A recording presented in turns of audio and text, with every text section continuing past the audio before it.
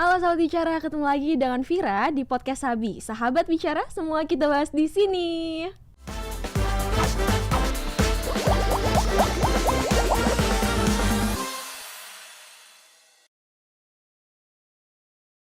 Sahabat bicara, akhir-akhir ini sering terjadi bencana, baik itu bencana tanah longsor, gempa kemarin di Cianjur, hingga erupsi di Semeru. Vira mengucapkan turut berduka dan untuk teman-teman yang mengalami semoga bisa kembali bangkit lagi. Untuk episode podcast Sabi kali ini, Vira sudah ditemani oleh narasumber Kakak Alvin Gus Abdurrahman Wahid. Betul. Terima kasih Kakak, seorang geograf ya Kak? Ya. Terima kasih sudah hadir di podcast Sabi kali ini dan juga as such an honor bisa ngobrol lebih lanjut bersama Kak Alvin yang baru saja menyelesaikan studi S2-nya ya Kak? Betul. Di UI. Betul, ilmu komunikasi. Ilmu komunikasi dan S1-nya mengambil geografi. Betul. Dan kemudian selinier dengan kesibukan Kakak akhir-akhir ini? Ya, betul sekali. Jadi aku bekerja di Yayasan Peta Bencana namanya. Aku di situ sebagai humas. Oke. Itu di Peta Bencana itu yang sekarang lagi suka muncul di Twitter ya Kak? Betul, kami punya bot gitu ya yang merespon kata kunci bencana. Jadi kalau ada yang nge-tweet tentang gempa, banjir, nanti ada bot yang respon, halo jika terjadi banjir atau gempa silakan lapor ke link ini. Oke, itu bagaimana sih Kak? Mungkin sneak peek dulu cara kerjanya atau cara sistemnya ketika muncul, karena mungkin teman-teman sahabat bicara di sini juga kalau ada bencana, kalau ada gempa pasti ngeceknya di Twitter gitu kan Kak? Betul sekali itu. Jadi kami memanfaatkan sifat ya orang Indonesia ya, ada gempa, banjir, nge-tweet gitu. Nah itu bot ini untuk mengkomplementer atau melengkapi behavior atau sifat tersebut supaya teman-teman tuh tahu harus ngapain kalau terjadi banjir. Ternyata bisa lo ngelapor gitu. Nanti laporannya bisa tertampilkan di sebuah peta terbuka yang semua orang bisa lihat gitu. Jadi kita sama-sama terinform, jadi tahu harus menghindari daerah mana yang banjir atau sedang terjadi bencana gitu. Oke, ini menarik kalau kita tarik sedikit lebih jauh. Betul. Mungkin ketertarikan Kakak dengan dunia geograf ini bermulanya apa tuh Kak? Siap. Tentunya dari kuliah ya, saat masuk keterima di geografi. Awalnya sih mungkin dulu di sekolah pelajaran geografi di IPS gitu ya, hanya sekedar belajar tentang fenomena muka bumi gitu, kayak siklus air dan sebagainya. Ternyata geografi itu lebih dari itu. Kita belajar fenomena muka bumi itu yang lebih kompleks, kayak hubungan antara manusia dan lingkungan tempat hidupnya gitu. Nah di situ dipelajari, ya lama-lama jadi bener-bener passionate sih di bidang tersebut. Berarti dulu Kakak pernah main-main ke Museum Iptek nggak sih Kak? Di mana? Di Jakarta sih Kak. Jadi dulu tuh aku waktu SD ya, yang paling memorable kalau misalkan bahas tentang bumi atau geografi ya. Dulu aku ke Museum Iptek. Di sana tuh ada entah kayak ada bola magnet gitu, terus kalau kita pegang rambutnya bisa berdiri. Oh iya. Di Taman Mini ya. Iya, Taman Mini betul. Terus sama juga aku kalau bicara tentang bencana dan gempa gitu, yang saat kecil aku mengerti kalau gempa adalah bencana yang harus kita mengamankan diri itu. Betul. Ada simulasi untuk gempa di TMI itu ya Kak ya? Betul. Dan mungkin kayaknya kita pas SD juga diajarin cara evakuasi ya, sama guru-guru. Oke, sampai akhirnya simulasi tsunami itu kayak air tiba-tiba mundur ke dan kemudian itu pentingnya untuk melakukan mitigasi bencana. Betul sekali. Mitigasi bencana itu sendiri tuh apa sih Kak? Ya, ini mungkin kata yang sering muncul ya di berita, di judul berita atau di media sosial. Jadi mitigasi bencana itu intinya adalah semua upaya dari kita tahu tentang risiko bencana, kayak apa aja sih bencana di sekitar kita, tahu harus ngapain, sampai ketika sudah selesai bencananya itu kita tahu apa yang harus ditangani, evakuasinya tuh seperti apa yang bisa dibantu, sampai recovery lagi kembali sedia kala seperti sebelum saat bencana. Itu intinya mitigasi bencana. Termasuk ke pencegahan atau persiapannya gitu Kak? Pencegahan dan persiapan, betul. Pencegahan tuh artinya bencana yang bisa dicegah ya, kayak banjir tuh kan bisa dicegah dengan entah membangun tanggul di sungai, entah menjaga lingkungan gitu ya supaya tidak banjir di daerah tersebut. Bisa dimodifikasi lah kalau banjir. Tapi kalau yang tidak bisa dicegah kan ya gempa dan erupsi ya, serta tsunami gitu. Ya itu yang harus dipersiapkan gitu. Apa yang harus dilakukan kalau gempa, kalau erupsi, kalau tsunami itu harus tahu dulu kan, artinya harus ada edukasi tentang kebencanaan sehingga kita tahu harus ngapain ketika terjadi bencana yang tidak bisa dicegah tersebut. Oke, nanti juga sahabat bicara kita akan ngebahas tentang tas siaga salah satunya ya Kak. Cuma ini sorry kalau misalkan Vira kayak zigzag pembicaranya karena bicara tentang tadi S1 geograf ya Kak. Teman Vira tuh juga one of my friends juga dia juga kuliah di geograf dan di UI juga. Cuma salah satu story-nya waktu itu Vira pernah lihat beberapa tahun yang lalu, kayak dia lagi di hutan atau mereka sedang sedang melakukan apa Kak biasanya tuh? Oh, iya. Salah satunya, itu Di juga Kakak alami? Iya, di Geografi UI kita ada kuliah lapang ya. Heeh. Ada kalau di angkatanku dulu 2014 itu ada 3 kali. Heeh. KL 1, 2 dan 3 tuh ya kita ke tempat-tempat. Yang pertama pasti itu di Sukabumi. KL pertama tuh pasti di Oke. Sukabumi, di Ciletuh gitu ya. Itu apa? Curug atau gunung, pegunungan? Betul, karena di Sukabumi cukup lengkap ya. Di sana kan ada patahan geologis gitu. Kalau tahu Geopark Ciletuh, di situ ada air terjun bagus sekali. Oke. Itu pada ke situ, terus ke masyarakat juga, ke hutan-hutan juga, ke pantai, pantainya ada, gunungnya ada. Jadi lengkap tuh Oke, untuk jadi objek penelitian? Iya, betul, mahasiswa semester awal tuh punya pengalaman yang lengkap kalau di Itu apa yang lapangan. dilakuin di sana dan apa outputnya Kak? Betul. Jadi yang dipelajari biasa tentang geografi fisik, geografi manusia gitu. Oke. Jadi kalau di geografi fisik kayak tadi ya belajar kayak patahan, fenomena muka bumi Ciletuh tadi. Terus kalau geografi manusia belajar tentang interaksi masyarakat di perdesaannya, mata pencahariannya apa, kondisi sosial ekonomi mereka seperti apa gitu-gitu. Oke, dan outputnya adalah? Outputnya ya penelitian pada umumnya gitu, entah laporan kuliah lapang, entah mereka mau menjawab suatu permasalahan di situ. Berarti Kakak sering terjun langsung ke lapangan ke beberapa titik yang kemudian dipelajari Betul, itu untuk sering ilmu sekali. geograf. Sering sekali itu. Oke, ini selanjutnya bagaimana sih Kak keadaan peta bencana di Indonesia saat ini? Iya. Mungkin secara garis besar. Secara garis besar keadaan, mungkin lebih tepatnya keadaan kebencanaan ya di Indonesia gitu. Jadi di Indonesia kita tahu kita tuh tinggal di Ring of Fire ya, sebuah negara yang tinggal di Ring of Fire. Ring of Fire itu apa sih? Ring of Fire itu apa sih Kak? Betul. Jadi Ring of Fire itu adalah sebuah area di mana kejadian gempa bumi dan erupsi gunung api itu lebih sering dibandingkan tempat lainnya di muka bumi. Jadi bentuknya tuh seperti tapal kuda, seperti busur yang bermula dari Amerika Selatan terus muter ke atas, ke utara, ngelewatin Indonesia sampai ke bagian timurnya Australia gitu. Nah di situ karena ada pertemuan lempeng sehingga terbentuk banyak sekali gunung berapi di Jepang, terutama di Jepang, di Indonesia, dan sering terjadi gempa gitu, sehingga warga-warga yang tinggal di situ harus lebih siap ya untuk menghadapi gempa dan erupsi gitu. Khususnya memang teman-teman kita yang tinggal di sekitar gunung berapi, tinggal seperti di Semeru, Merapi gitu. Jadi harus meningkatkan kewaspadaan gitu ya Kak. Dan salah satunya juga yang paling berperan diantaranya salah satunya adalah BNPB gitu Kak. Betul sekali, BNPB memang berwenang ya. BNPB dibentuk setelah tsunami Aceh 2004 kemarin dibentuk agar teman-teman seluruh bangsa Indonesia itu punya semacam kapasitas tangguh gitu terhadap bencana. Mereka memang badan yang memang memiliki tupoksi atau tugas pokok dan wewenangnya untuk mengurusi mitigasi bencana tuh, dari edukasi sampai nanti penanganannya ketika pasca bencana gitu. Ketika Vira mention tentang BNPB ataupun lembaga-lembaga relawan lainnya gitu Kak saat menanggulangi tanggap bencana maksud Vira, itu yang terlintas tuh selalu warna orange atau warna-warna terang gitu Kak. Iya, Itu apakah ada maksud tertentu gitu Kak, atau semiotikanya gitu? Karena mungkin warna yang terang, dan kalau di situasi pasca bencana gitu kan terlihat gitu ya, high vis istilahnya, high visibility. Mungkin di negara lain warnanya hijau terang atau kuning gitu. Mungkin, jadi memang sengaja warnanya betul, terang gitu Kak. teman-teman relawan yang melakukan evakuasi perlu menggunakan helm lah supaya lebih aman ya tentunya pas evakuasi. Kan tidak jarang juga kita dengar pada saat evakuasi malah ada korban lagi gitu saat mengevakuasinya gitu. Ini menarik sekali. Terus tadi bicara juga tentang persiapannya gitu kan Kak, atau kita nauzubillah sih ya, cuma kayak ada hal-hal yang memang harus kita siapkan. Betul. Di antaranya tadi juga kita sempat mention di awal tentang tas siaga bencana. Itu kalau salah satu, apakah tas siaga bencana termasuk salah satu cara untuk meningkatkan kewaspadaan terhadap potensi bencana? Lebih ke menyiapkannya tuh tentunya kita sudah waspada gitu terhadap bencana. Tapi itu pada intinya untuk lebih kita tangguh dan siap gitu kalau terjadi bencana. Saya tahu harus ngapain gitu. Saya udah punya tas siaga bencana ini, kalau disuruh evakuasi oleh lembaga atau petugas setempat gitu, ya udah kita udah siap bawa tas itu. Tas siaganya apakah boleh dalam bentuk koper atau ransel backpacker besar, tas gunung gitu Kak? Cukup backpack seperti itu udah cukup ya. Kalau koper kan berat gitu. Jadi isinya tentunya ada P3K. Hold dulu Kak, sebentar. Nih, teman-teman di studio kalau misalkan kalian dikasih, tapi jangan sampai terjadi bencana ya. Misalkan harus menyiapkan tas siaga bencana. Apa yang mau kalian masukin? Bang Rian, apa yang mau dimasukin ke dalam tas siaga bencana? Tadi aku udah bocorin satu. P3K.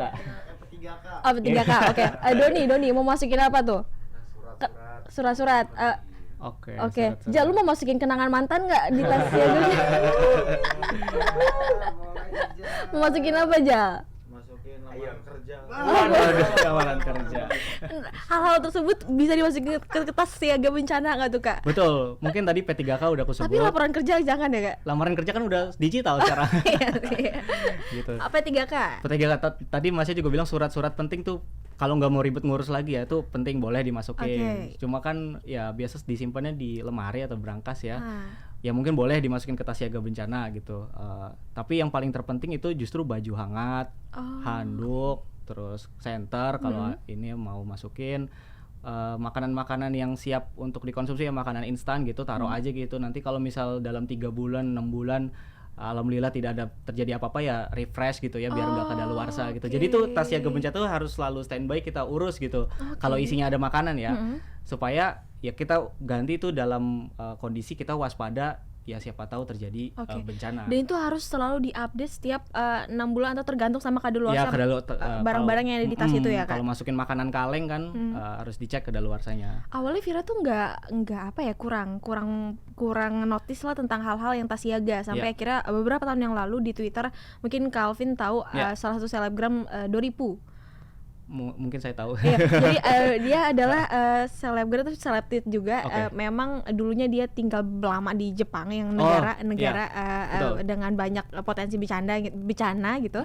Terus dia nge-tweet salah satunya postingan foto gitu di dalam tasnya ada air, ada kemasan air, betul. ada makanan dan dari situ Vira mulai mengulik bahwa tas siaga itu ternyata penting gitu.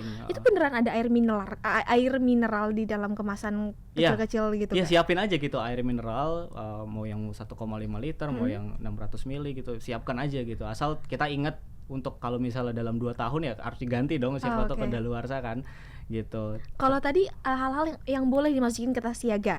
Sekarang hal-hal yang baiknya kayak nggak usah dimasukin ke tas siaga bencana karena kan kita dalam keadaan panik kayaknya mau masukin semua barang-barang ke dalam tas betul. gitu. Memang yang harus diurut dari yang esensial dulu gitu kayak baju hangat, terus senter, terus apa mungkin yang kayak untuk menghibur kita ya kalau di situasi tenda bencana ya buku favorit kita mungkin atau ya siapin aja kayak mungkin kalau untuk anak kecil mau ngajarin adiknya atau punya anak di rumah ya boneka favorit dia masukin aja gitu untuk menghibur dia kalau siapa tahu nanti harus di tenda bencana dulu di tenda evakuasi dulu nggak bosan gitu ada yang untuk menghibur diri. Untuk yang nggak perlu dimasukin apa ya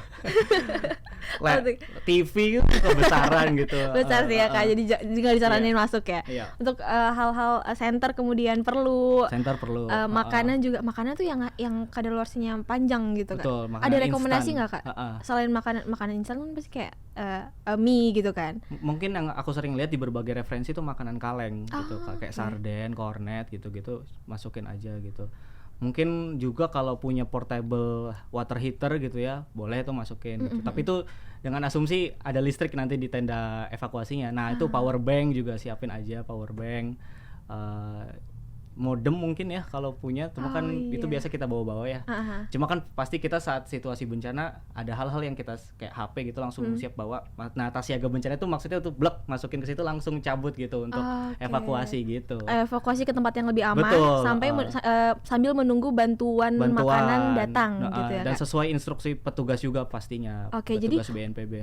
Masukin barang-barang yang kayaknya kita bisa bertahan untuk beberapa waktu dengan hal-hal yang ada di dalam tas siaga ini. Gitu.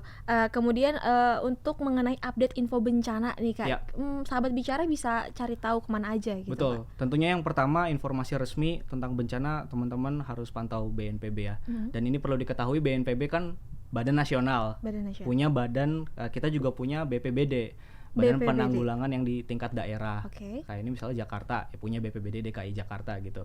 Yaitu yang badan yang tingkat lokal yang punya informasi yang lebih spesifik gitu, harus mengungsi kemana, kondisi terupdate seperti apa, korban jiwanya berapa, terus nah kayak kemarin di gempa Cianjur BNPB mengumumkan call center nih untuk teman-teman yang mau request bantuan tuh ada call center yang disediakan oleh BNPB itu pertama. Call Kemudian center Kakak tahu mungkin? Ada di tweetnya aku lupa nomornya berapa. Gitu. Karena itu kan situasional ya. Gempa Cianjur itu sangat parah. Nah BNPB langsung membantu BPBD lokal gitu. Terus info BMKG ini yang biasa kalau info gempa Ya. pasti info BMKG karena G-nya kan geofisika gitu. Geofisika. Gitu. Jadi pasti yang memberikan informasi pusat gempanya di mana, seberapa kuat gempanya itu info resmi dari Oke. BMKG. Dan juga peta bencana. Betul, dan kalau peta bencana itu kan sifatnya urun daya ya atau crowdsourcing, di mana itu laporan warga yang ada di Oke. situ, bukan laporan resmi. Tapi laporan warga juga tidak kalah pentingnya gitu, karena kan itu informasi lokal yang dilaporkan oleh warga yang merasakannya langsung gitu. Di titik-titik Di tersebut titik-titik gitu. yang spesifik sekali gitu. Oke. Dan itu teman-teman semua bisa lihat, termasuk instansi pemerintah juga bisa melihat informasi tersebut gitu. Iya, karena salah satunya juga tadi mention tentang Twitter. Jadi kalau misalkan kemarin beberapa waktu yang lalu di Jakarta terasa gempa, jadi kayak kita perlu untuk validasinya cek Twitter. Jadi muncul update-update terbaru, salah satunya yang muncul juga peta bencana.id Iya, betul. gitu ya Kak. Ini kemudian selanjutnya setelah update info bencana tadi juga bicara tentang Jakarta. Ini ada Iya. rumor-rumor Jakarta akan dilanda gempa sekian Richter gitu Iya, Kak. Terus juga ada berita ini hoax atau gimana, mungkin bisa dibantu dijelaskan Kak Alvin tentang potensi tsunami sekian tinggi meter Ya, itu gimana sih Kak maksudnya? Ini juga mungkin yang perlu cermati lebih lagi oleh teman-teman viewers di sini, bahwa ketika membaca berita yang bombastis seperti itu harus benar-benar dicek validitasnya gitu. Karena bahkan dari BNPB, BMKG sendiri juga terus mengklarifikasi bahwa itu semua ya risiko gitu, yang diteliti oleh peneliti yang memang ahlinya gitu, mengeluarkan sebuah penelitian dalam bentuk artikel jurnal ilmiah gitu, yang direview oleh peneliti lain, tentunya akademisi lain. Bentuk kalimatnya di penelitiannya mungkin hanya risiko gempanya segini, terus sama media ya biar banyak yang ngeklik kan gitu, dibombastiskan. Nah itu yang perlu dicermati, sumber dari artikel tersebut tuh merujuk ke penelitian mana. Sebenarnya risiko di Indonesia kita pasti ada kok, dari Sumatera sampai Jawa, Bali, Sulawesi itu kita berada di ring of fire gitu, berada di daerah yang pasti seenggaknya ngerasain gempa dulu deh, getar-getar gitu. Nah itu yang harus dipahami, risiko bencana itu pasti ada gitu, dan bagaimana kita menanggapinya itu ya dengan mengedukasi diri apa yang harus dilakukan, sehingga tuh tidak parno dan tidak ini menakut-nakuti doang nih lah. Bukan begitu menyikapinya adalah kita cari tahu lebih lanjut apa yang harus bisa kita lakukan gitu. Ya itu Vira itu Kak, kayak ketakutan scrolling Instagram, potensi Jakarta dilanda gempa sekian Richter, terus ada potensi juga tsunami dengan gelombang yang tinggi. Takut, tapi mau mencari validasinya tuh bingung. Betul. Karena nggak ngerti juga, maksudnya tentang kurang ngerti, kurang paham gitu. Jadi emang harus banyak riset nyari berita gitu ya, kalau untuk informasi lebih detail itu kayak gimana gitu ya Kak. Betul. Oke, ini menarik tentang siaga bencana. Ini di bulan Juli yang lalu 2022, 25 Juli tepatnya, Pak Ganjar baru saja mengajarkan ilmu Titan siaga bencana ke siswa sekolah. Di sini Gubernur Ganjar Pranowo terus mengajarkan ilmu Titan dari kearifan lokal sebagai bentuk mitigasi adanya bencana alam di Banjarnegara. Ini ada menggunakan kearifan lokal. Jadi ada unsur kearifan lokal di sini, di mana harapannya bisa mempraktikkan dengan pengalaman yang pernah terjadi di masa lalu, ujar Pak Ganjar. Dan saat melakukan kegiatan ini dilakukan di SMK 1 Bawang Banjarnegara. Sementara itu Kepala Bidang Kedaruratan dan Logistik Badan Penanggulangan Bencana Daerah, tadi seperti yang di-mention pembicaraan kita dengan Calvin, BPBD Banjarnegara, kemudian juga mengatakan di daerahnya tercatat ada 99 desa rawan bencana. Ini berarti BPBD sudah mengatakan ada rawan bencana, dan juga di sini ada diterapkan ilmu Titan. Ini kearifan lokal. Ini apa sih Kak? Maksudnya kearifan lokal itu bukan budaya atau?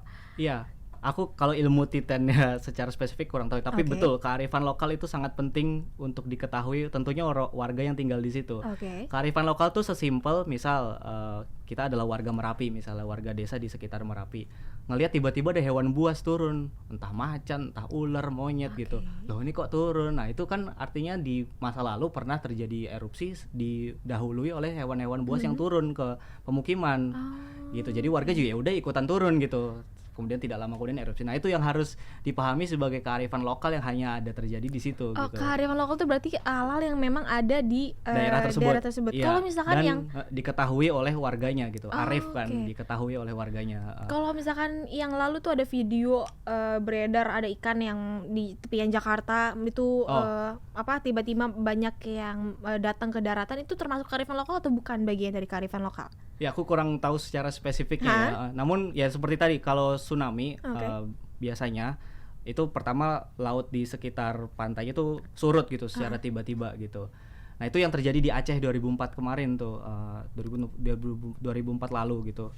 Tiba-tiba airnya surut, ya ikan-ikannya jadi terdampar dong di situ. Nah, itu ternyata adalah salah satu tanda-tanda tsunami gitu. Oh, itu juga ada di apakah itu juga relevan dengan sejalan dengan yang Kakak pelajari di geografi, itu ada Iya. kaitannya gitu? Di geografi banyak ya mata kuliah tentang kebencanaan gitu, termasuk tentang geologi juga dipelajari supaya kita paham fenomena alam itu ada relasinya tuh dengan kita gitu, apa yang bisa kita lakukan. Ada keterkaitannya gitu ya, Kak. Ya. Dan tadi menanggapi berita yang baru saja disampaikan tadi mengenai ilmu Titen dan juga adanya peran tokoh di dalamnya untuk memberitahukan pencegahan terhadap mitigasi bencana gitu. Apakah ini termasuk hal yang harus didukung gitu, Kak? Iya, tentu saja. Adanya keterlibatan tokoh pemimpin dalam mengajak masyarakat melakukan mitigasi bencana. Jadi mitigasi itu kan tadi ya ada edukasi, ada pencegahan, ada tentang penanganan, itu semua penting tuh intervensi pemerintah gitu. Tentunya dengan berkolaborasi dengan masyarakat lokal, dengan perusahaan mungkin atau dengan organisasi lainnya. Jadi kalau di BNPB tuh mereka ada istilah pentahelix gitu, ada kolaborasi antara pemerintah, perusahaan, organisasi sosial, masyarakat tentunya gitu. Jadi di situ ya kolaborasi itu penting gitu. Dan intervensi terbesarnya tentunya dari pemerintah yang punya anggarannya, yang punya tupoksinya gitu untuk melakukan berbagai macam hal supaya risiko tuh berkurang gitu, korban jiwa tuh berkurang kalau terjadi bencana di masyarakat. Nah, itu untuk mengintegrasikan kearifan lokal ke sistem pendidikan formal, misalnya ke SD gitu, diajarin anak-anak di situ ya kalau ada gempa harus ngapain gitu-gitu sosialisasi.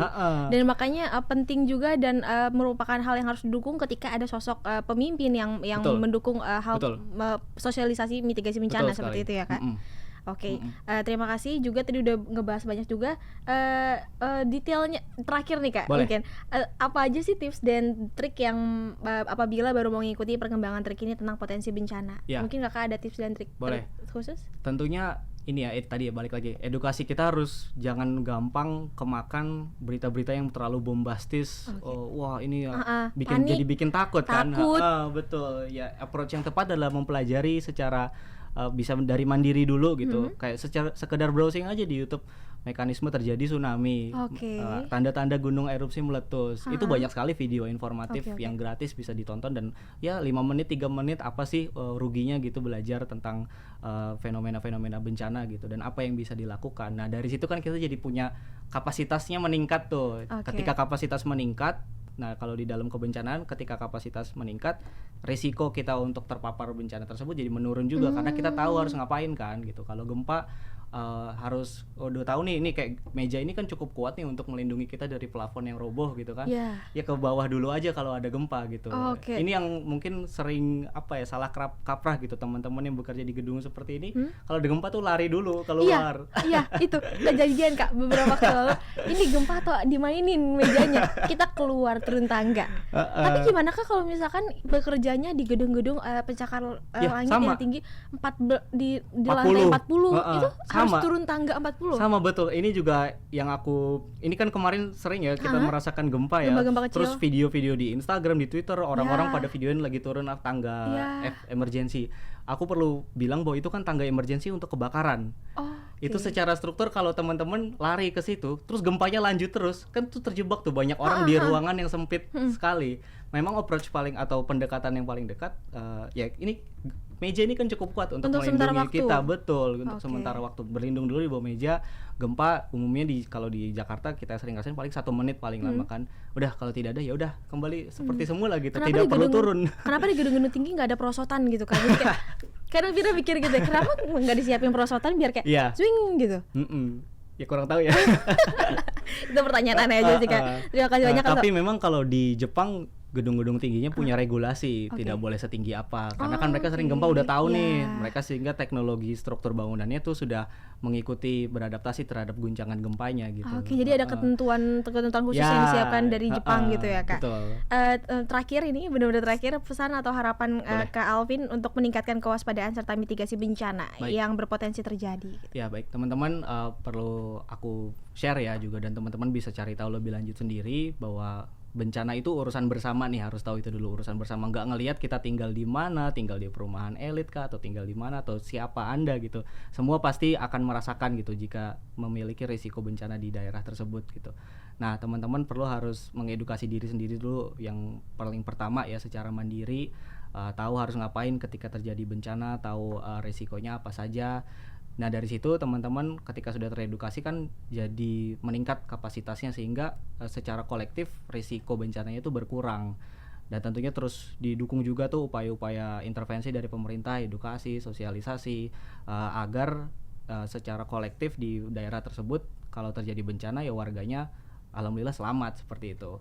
Nah itu sih yang aku harapkan terus berkembang di Indonesia tentang kebencanaannya, sehingga kita di 2045 nanti nih Indonesia emas, kita tuh menjadi masyarakat yang tangguh bencana gitu, seperti di Jepang, seperti itu sih. Terima kasih banyak tadi sharing-sharingnya, itu dia sahabat bicara. Jika Vira rangkum lebih singkat lagi, tadi pembicaranya sudah banyak dan sangat informatif sekali. Di antaranya kalau misalkan amit-amit, tapi kalau misalkan di dalam situasi kita dihadapkan dengan situasi bencana, Ya. baiknya jangan dulu hubungin mantan, jangan dulu hubungin gebetan, jangan dulu hubungin pacar. Langsung segera cari tahu informasinya, validasi informasi terkininya dari BNPB, BNPD, BMKG, juga dari peta bencana. Betul. Di cross check lagi beritanya dan harus seperti apa perkembangan beritanya. Juga siapkan tas siaga yang isinya P3K, air mineral, dan juga beberapa makanan kaleng. Juga beberapa persiapan seperti listrik, baju hangat ya Iya. Kak ya. Itu dia. Dan terima kasih banyak Kak Alvin atas waktunya. Siap. Semoga bermanfaat dengan pembicaraan kita dengan sahabat bicara. Dan di sini juga sudah ada merchandise. Ini ada mug, ada tumbler, ada topi, dan ada kemeja yang bisa sahabat bicara dapatkan di berbagai platform e-commerce seperti Tokopedia, juga ada di Shopee. Dan untuk mendapatkan informasi update terkini tentang sahabat bicara podcast ini bisa didapatkan di Instagram, ikuti juga di Twitter dan juga di Facebook. Itu dia pembicaraan kita dengan Kak Alvin Alvin. Gus Abdurrahman, Ya. seorang geograf yang sekarang juga bertugas di petabencana.id. Terima kasih atas Siap, waktunya terima Kak kasih Alvin. juga. Saat Anda bisa ngobrol Siap. lebih lanjut dengan Kak Alvin Sama-sama. kali ini. Vira pamit undur diri, dan juga narasumber Ya. Kak Alvin pamit undur Gus. diri. See ya. Jadi nggak boleh ngubungin mantan, nggak boleh ngubungin gebetan. Benar. Kalau jadi bencana itu cek Twitter, Betul. cek Twitter. petabencana.id, Petabencana.id. juga di BMKG.